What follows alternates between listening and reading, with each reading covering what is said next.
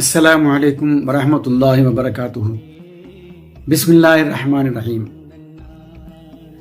அன்பிற்குரியவர்களே,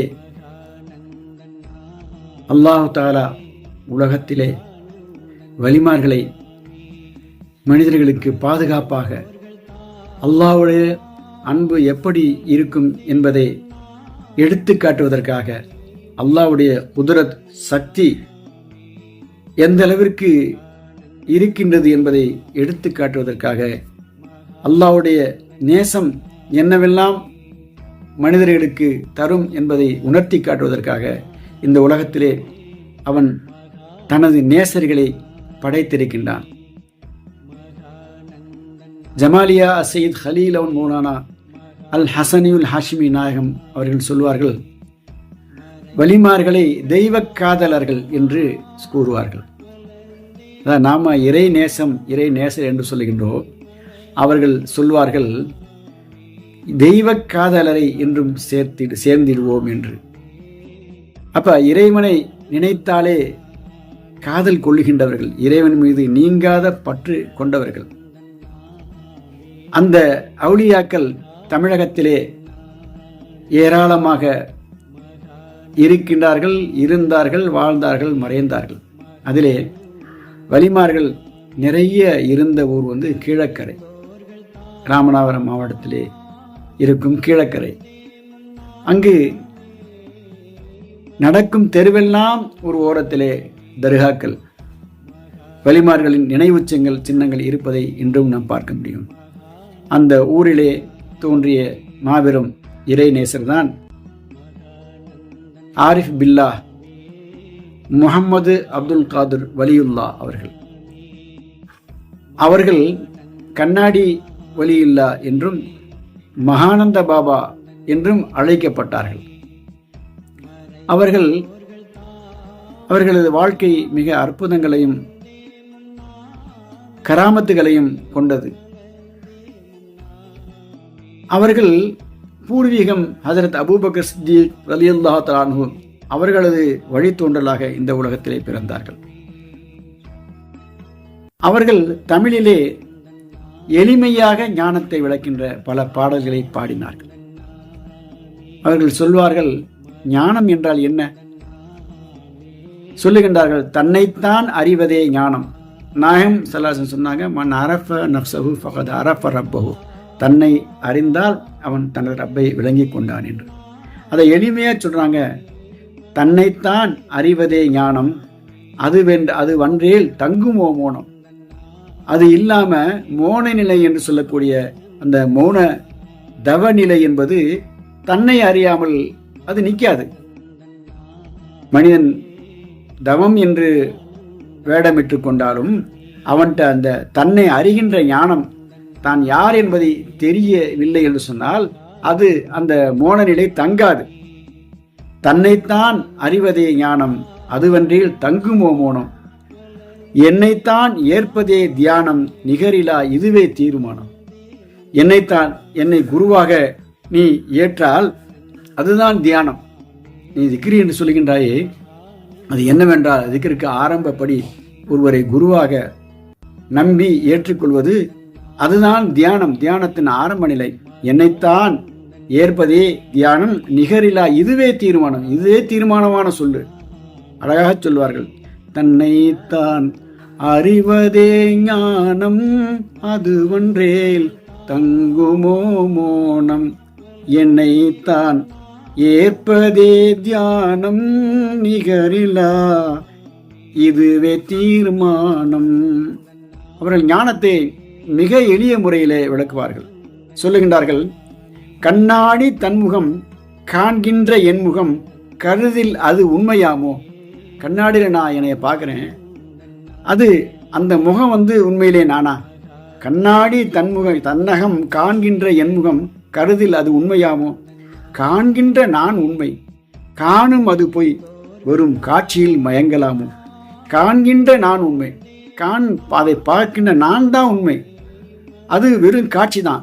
அதில் நீ மயங்கின மாதிரி இந்த ஹக்கு தோற்றமளிக்கின்ற இந்த உலகத்தை, ஹக்கை மறந்துவிட்டு, இறைவனை மறந்துவிட்டு நீ இந்த பொருள்களை எல்லாம் பார்த்து கொண்டிருக்கின்றாய். என்று அழகாக சொல்லுவார்கள்.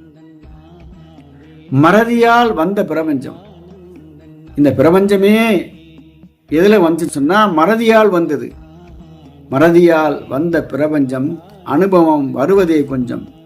உறுதியால் ஊண்டிடில் நெஞ்சம் மகிழுமோ உண்டுமோ பஞ்சம். மகிழுமே உண்டுமோ பஞ்சம் என்று சொல்கின்றார்கள்.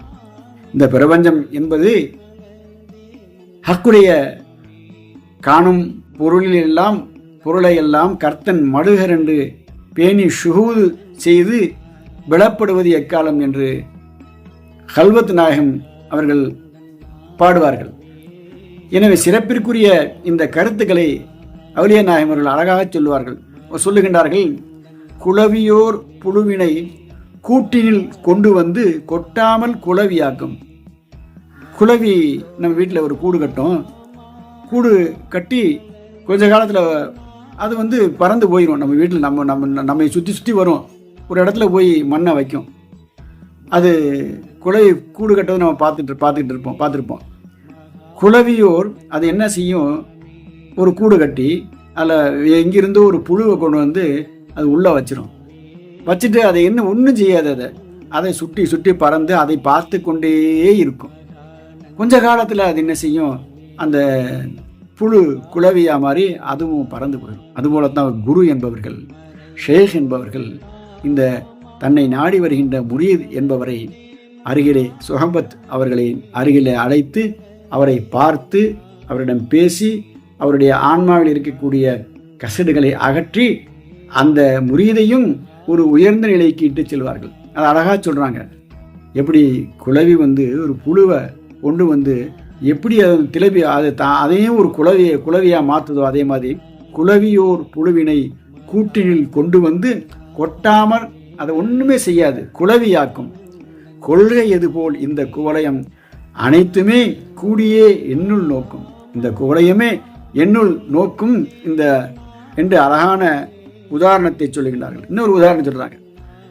பணியாரம் தித்திக்கும் பாங்கினிய வெள்ளமாம் பாகில் அது சேர்ந்ததாலே. பணியாரம் நம்ம சாப்பிட்றோம்ல, அது கருப்பட்டி பணியாரம்னு சொல்லுவாங்க.